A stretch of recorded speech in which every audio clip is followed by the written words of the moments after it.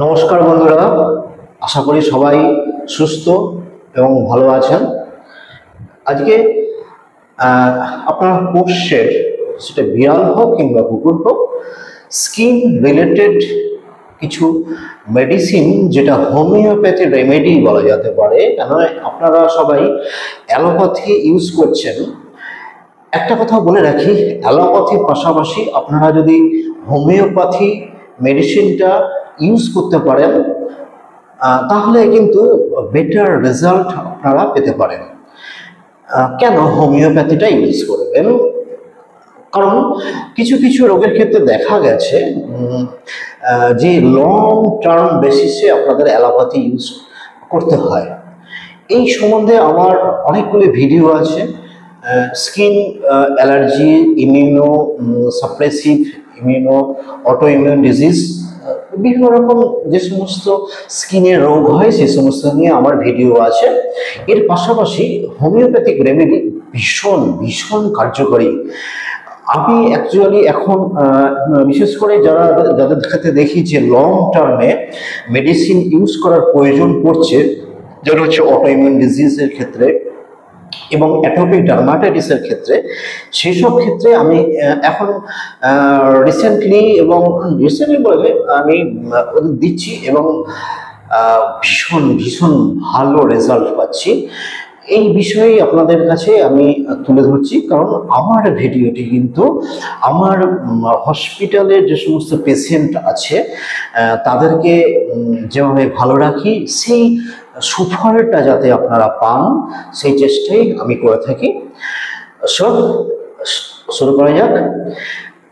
আজকের প্রসঙ্গ স্কিন ইনফেকশনের ক্ষেত্রে হোমিওপ্যাথি কিভাবে এবং কত ডোজে আপনি ইউজ করতে পারেন। প্রথমেই যেটা জানাই, এখন হচ্ছে তীব্র দাবদাহ চলছে বলা যেতে পারে। তীব্র দাবদাহ থেকে মুক্তি পেতে গেলে কি করতে হবে সেটা নিশ্চয়ই আপনারা সবাই মোটামুটি ভিডিওটা হয়তো দেখেছেন। So be careful. যদিও out of the context today's topic, তবুও আমি বলে রাখি যে যদি দেখেন যে হাইপারথার্মিয়া, রেস্টলেসনেস হচ্ছে, গায়ে প্রচুর ইরাপশন দেখা দিচ্ছে, ফোসকা ফোসকা মতো হাইভস উঠে যাচ্ছে, তাহলে কিন্তু don't wait for the treatment. কি করবেন? প্রথমেই ঠান্ডা জলের মধ্যে ওকে বসিয়ে দিন। কল থেকে যে ঠান্ডা জল বেরোয় সেই জলের নিচে বসিয়ে দিন, অনেক আরাম পাবে, তাপমাত্রাটা কমবে। এটা ভীষণ important, out of the context যদিও, তবু আমি আপনাদের সাবধানের জন্য বলে রাখছি। এই সময় দেখা যাচ্ছে যে কুকুরের বিশেষ করে অ্যাবডোমেন, মানে পেটের নিচের দিকে প্রচুর লাল লাল চাকা চাকা ভাগ আপনারা দেখতে পাচ্ছেন। এইগুলো কিন্তু দেখা যাচ্ছে, এইগুলোকে বলা হচ্ছে মোটামুটি একে হিট র্যাশও বলা যেতে পারে। এই হিট র্যাশের ক্ষেত্রে সব থেকে ভালো একটি ওষুধ হচ্ছে সালফার। আচ্ছা, তার আগে বলে রাখি, বিভিন্ন রকম যে সমস্ত হোমিওপ্যাথি মেডিসিন ইউজ করতে বলবো সেগুলো ডায়োলেশন 3, 6, 30 অ্যান্ড 200 ডায়োলেশনে থাকতে পারে, ডিপেন্ডিং আপন দি সিভিয়ারিটি, মানে কতটা আক্রান্ত হচ্ছে তার উপরে কিন্তু এই ডায়োলেশন ফ্যাক্টরটা নির্ভর করবে। কিভাবে ভাববেন যে 200 কখন ইউজ করবেন? যখন দেখবেন যে প্রচুর পরিমাণে ভীষণভাবে আক্রান্ত হচ্ছে তখন 200, যখন মিডিয়াম 330 ডাইলুশনে, এবং যদি খুব অল্প হয় 3x অর 6x। অ্যাকচুয়ালি আমি প্রেফার করে থাকি 30 ডাইলুশন, খুব ভালো এফেক্ট করতে পারে। আর আরেকটা কথা না বললেই নয়, যেটা হচ্ছে হোমিওপ্যাথি মেডিসিনের একটা কেন ভাই হোমিওপ্যাথি মেডিসিনের মূল ফাংশন হলো যে সমস্ত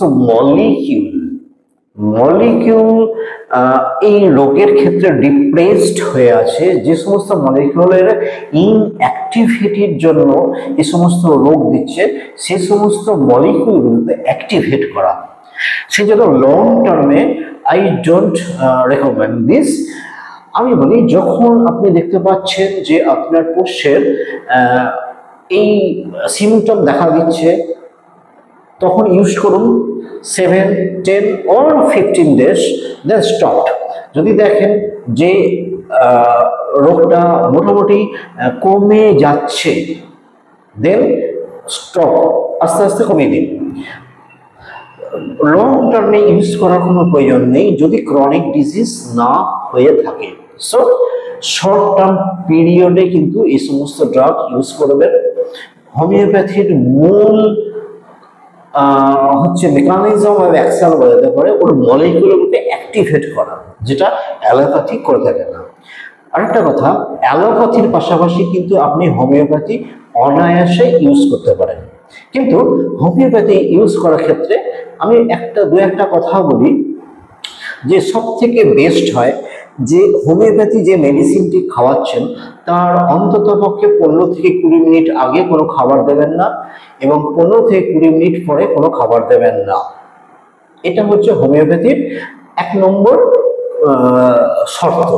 দ্বিতীয় শর্ত হচ্ছে যদি সম্ভব হয় তাহলে ডাইরেক্টলি ওদের টাঙে জিভে সেই ডোজটা দিন, তাহলে শরীরে খুব সহজে অ্যাবজর্ব হয়ে যাবে। যদি আপনার পোষ্য সেই ওষুধটি খেতে না চায়, অনেকেই খেতে চায় না ডিউ টু দি সেখানে অ্যালকোহলিক একটা সেন্ট থাকে, সেই জন্য যদি সে খেতে না চায় একান্তই, তাহলে খাবারের সঙ্গে আপনি মিশিয়ে দিতে পারেন, সেকেন্ড শর্ত। তবে ফার্স্ট শর্তটা যদি আপনি পূরণ করতে পারেন সব থেকে ভালো কাজ দেবে। তবে দেখবেন যে হোমিওপ্যাথি মেডিসিন যে সমস্ত খাবারে মিশাচ্ছেন সেই খাবারটা যেন গরম অবস্থায় না থাকে, তাহলে তার এফিকাসিটা অনেকটাই কমিয়ে দেয়। চেষ্টা করবেন ডাইরেক্টলি ওদের জিভে দিতে। একান্ত যদি না হয় তাহলে খাবারে মেশাবেন। তাহলে প্রথমে কি বললাম যে সালফার। সালফার ডাক্তার হচ্ছে itchy inflame skin. Inflame skin মানে হচ্ছে ফসকা ফসকা মতো পড়ে গেছে, চুল করছে ভীষণভাবে, এবং গরম সময় যেমন ডিউরিং দি হট ডে, মানে যখন দুপুরের দিকে সেই দেখছে লালচে চাকা চাকা যে দাগটা হয়ে যায় সেটা বেড়ে যাচ্ছে এবং রাতের দিকে কমে যাচ্ছে, সেই ক্ষেত্রে আপনি কি ইউজ করবেন? সেখানে সালফার 30 ডাইলিউশনে ইউজ করবেন, নাম্বার 1। সেকেন্ড হচ্ছে গ্রাফাইট।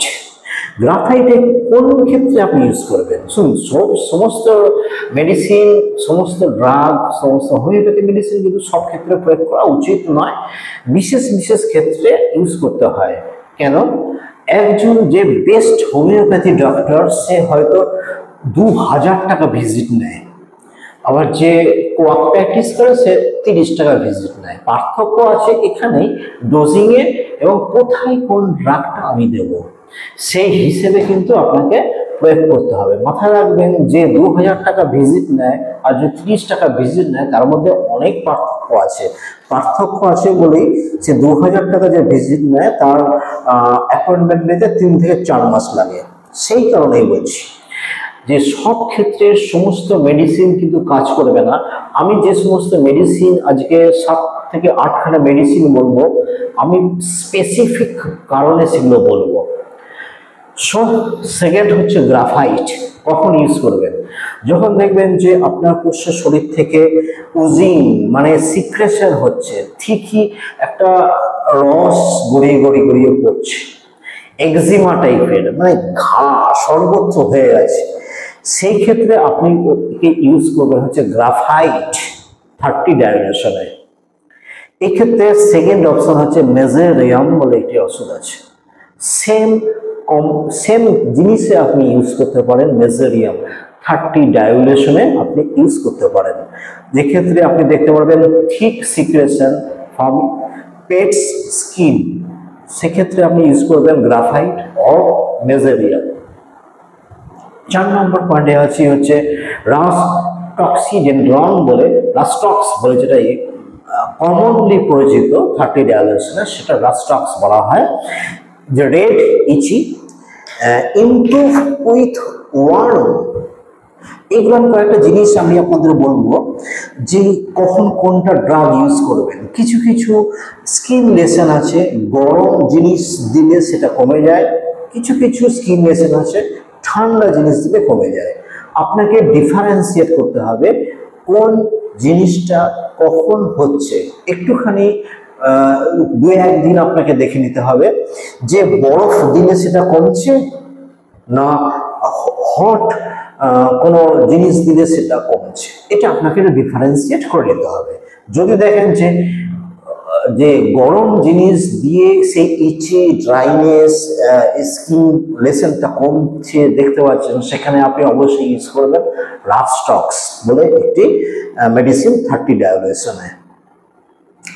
5 নম্বরে আসছি অ্যাপিস মেলিফিকা বলে একটি মেডিসিন আছে, হোমিওপ্যাথিক মেডিসিন 30 ডায়োলেশনে, যেটা ঠান্ডা জাতীয়, যেটা আগেই বললাম কোল্ড কম্প্রেশন মানে ঠান্ডা বরফ দিলে সেটাতে অনেকটা অ্যালিভিয়েট মানে কম থাকছে, সেক্ষেত্রে আপনি ইউজ করবেন হচ্ছে অ্যাপিস মেলিফিকা 30 ডায়োলেশনে ইউজ করতে পারেন।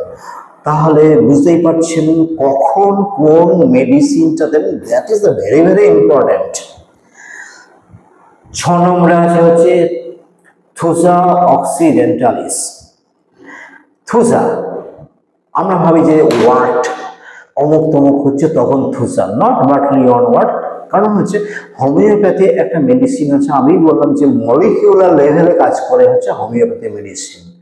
এই thuja occidentalis you can use during, যখন দেখবেন যে আপনার স্কিনে যে একটা ইরাপশন মতো হচ্ছে, একটুখানি উঁচু উঁচু বাম্প টাইপের, একটুখানি খোসলা খোসলা উঠে যাচ্ছে, ছবিতে যেরকম দেখা যাচ্ছে ঠিক সেই রকম ইরাপশন দেখা দিচ্ছে, সেই সময় কিন্তু আপনি ইউজ করতে পারেন। এবং ফাঙ্গাল যদি কোনো ইনফেকশন হয়ে থাকে তাহলে কিন্তু থুজা অক্সিডেন্টালিস 30 ডায়োলেশনে আপনি ইউজ করতে পারেন। তবে থুজা অক্সিডেন্টালিস এই সমস্ত ক্ষেত্রে ইউজ করার ক্ষেত্রে বলবো যে অল্টারনেটিভ ডেতে ইউজ করবেন, একদিন বাদে আরেক দিন ইউজ করবেন, 7 to 10 days।